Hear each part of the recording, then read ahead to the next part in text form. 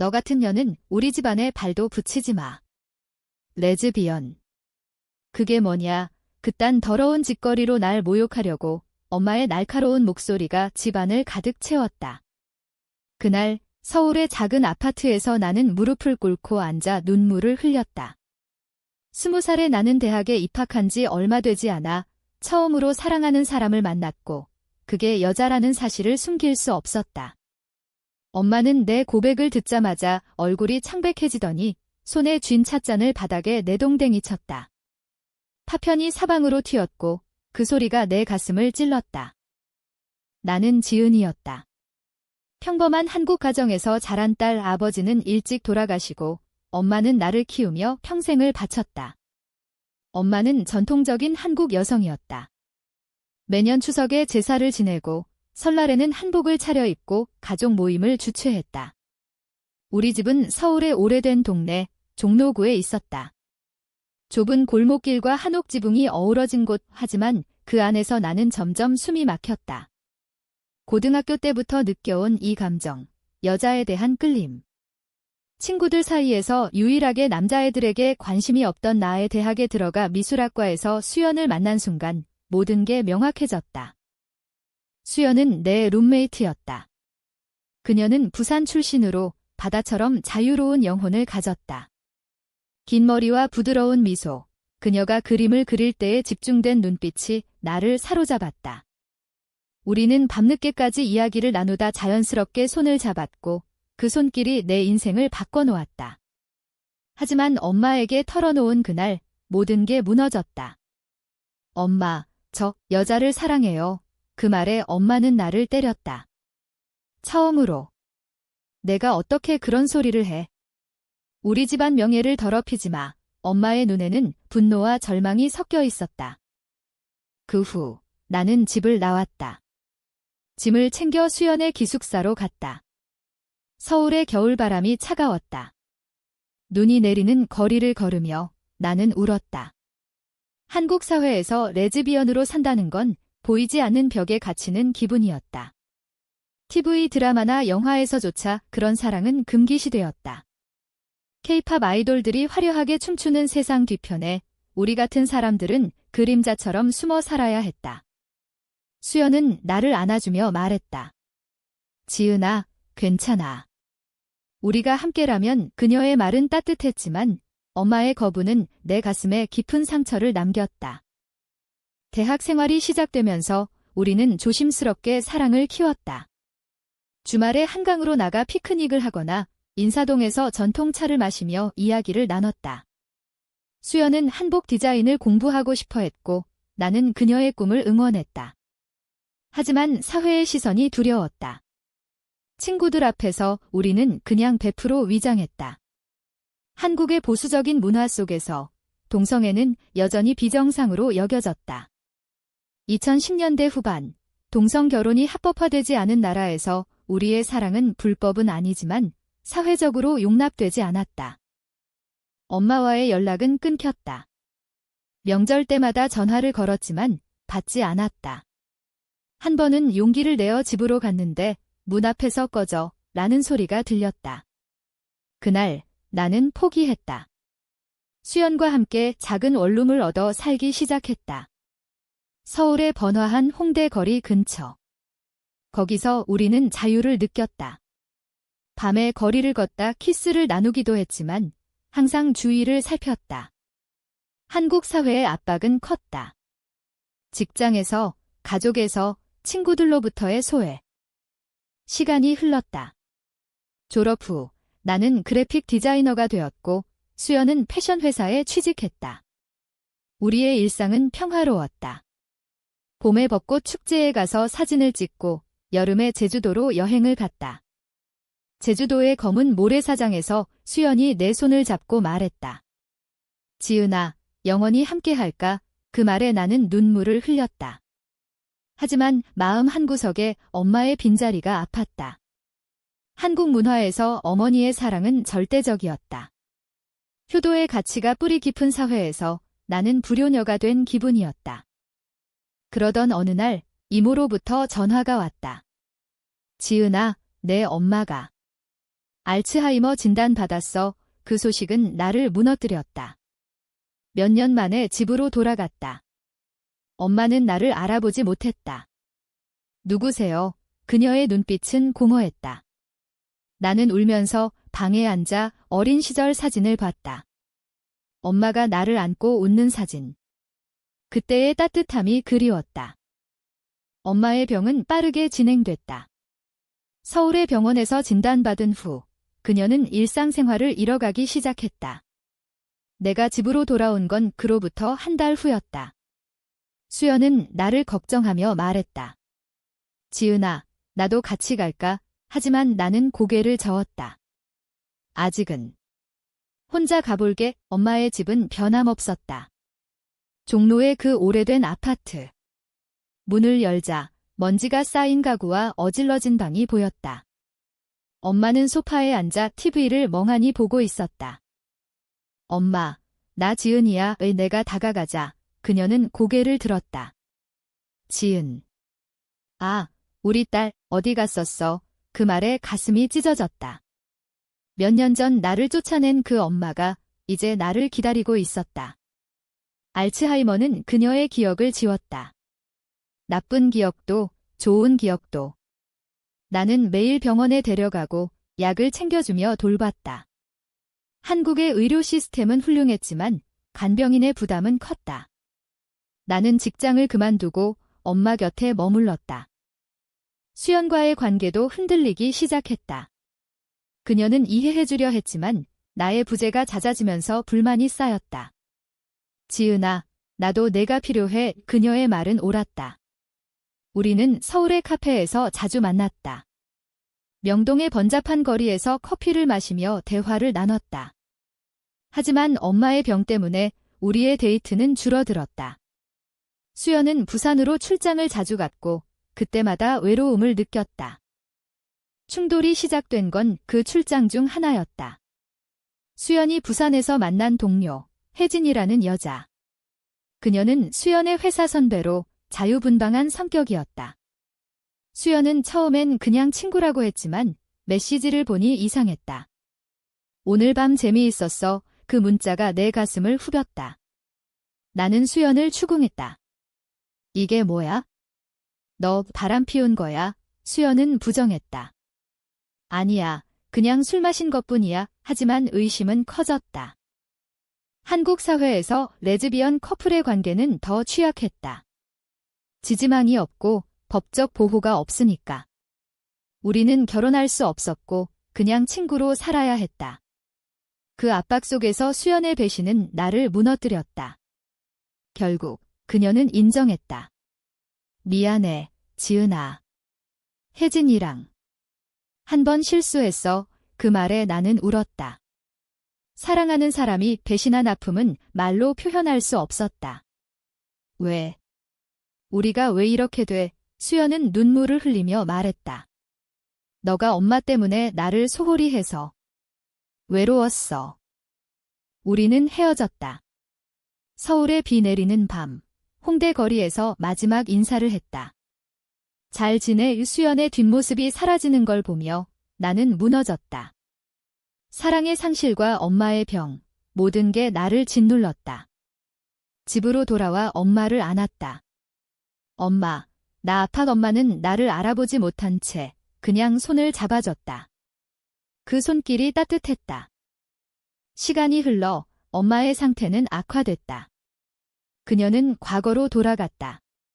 어린 시절의 나를 부르며 지은아, 학교 갔어? 라고 물었다. 나는 그 기억을 따라가며 이야기를 나눴다. 한국의 전통 명절, 추석에 우리는 함께 송편을 만들었다. 엄마의 손이 떨렸지만 나는 도왔다. 그 순간 그녀가 말했다. 우리 딸, 착한 애. 그 말이 위로가 됐다. 하지만 내 마음은 텅 비었다. 수연의 배신 후 나는 다시 사랑을 믿지 않았다. 친구들은 걱정했지만 한국 사회에서 공개적으로 이야기할 수 없었다. LGBTQ 커뮤니티가 있지만 여전히 숨겨진 세계였다. 이태원의 클럽에서 가끔 모임을 가졌지만 그곳조차 안전하지 않았다. 엄마의 알츠하이머는 점점 깊어졌다. 이제 그녀는 나를 언니라고 불렀다. 언니, 밥 먹었어. 그 말에 웃어야 할지 울어야 할지 모르겠다. 병원에서 의사는 말했다. 기억이 점점 사라질 거예요. 하지만 감정은 남아요. 그 말이 맞았다. 엄마는 나를 모르지만 내 손을 잡을 때 미소를 지었다. 서울의 봄, 우리는 한강공원으로 산책을 나갔다. 벚꽃이 피는 계절. 엄마가 꽃잎을 보며 말했다. 예쁘네. 그 순간 어린 시절이 떠올랐다. 엄마와 함께 벚꽃 축제에 갔던 날. 수연과의 이별 후 나는 홀로 지냈다. 하지만 우연히 만난 사람이 있었다. 민지. 그녀는 병원의 간호사였다. 엄마를 돌보는 동안 만난 그녀. 민지는 부드러운 말투와 따뜻한 눈빛으로 나를 위로했다. 지은 씨, 힘드시죠? 언제든 말씀하세요. 우리는 병원 카페에서 이야기를 나눴다. 민지는 대구 출신으로 가족의 반대로 서울로 왔다. 저도 비슷한 경험 있어요. 그녀의 고백에 놀랐다. 민지도 레즈비언이었다. 우리의 만남은 자연스럽게 깊어졌다. 주말에 함께 영화관에 가거나 한강에서 자전거를 탔다. 한국 영화 나가시를 보며 우리는 웃었다. 그 영화처럼 우리의 사랑은 조용히 피어났다. 민지는 말했다. 지은아, 내가 있어서 다행이야. 그녀의 손길은 수연과 달랐다. 더 안정적이고 깊었다. 하지만 과거의 상처가 나를 주저하게 만들었다. 민지야, 나 믿을 수 있을까? 충돌이 왔다. 민지의 가족이 그녀를 결혼시키려 했다. 한국의 전통 가정에서 딸의 결혼은 의무였다. 민지의 어머니가 서울로 올라와 말했다. 민지야, 좋은 남자 소개할게. 민지는 고민했다. 지은아, 어떻게 해? 나는 화가 났다. 너도 날 버릴 거야. 우리의 다툼은 격렬했다. 서울의 밤거리에서 소리를 지르며 싸웠다. 너도 수연처럼 배신할 거잖아. 민지는 울며 말했다. 아니야, 난 달라. 그 다툼 후 우리는 화해했다. 민지가 가족에게 커밍아웃했다. 엄마, 저 여자를 사랑해요. 그 반응은 예상대로였다. 미쳤어.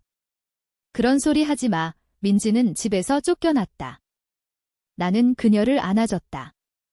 우리 함께할게. 우리의 사랑은 더 강해졌다. 한국 사회의 벽을 뚫고 우리는 작은 아파트를 얻었다. 강남의 번화한 곳이 아닌 조용한 변두리. 엄마의 병은 계속됐다. 이제 그녀는 침대에 누워만 있었다. 나는 매일 병원에 갔다. 민지가 도와줬다. 지은아, 내가 같이 있을게. 엄마가 민지를 보며 말했다.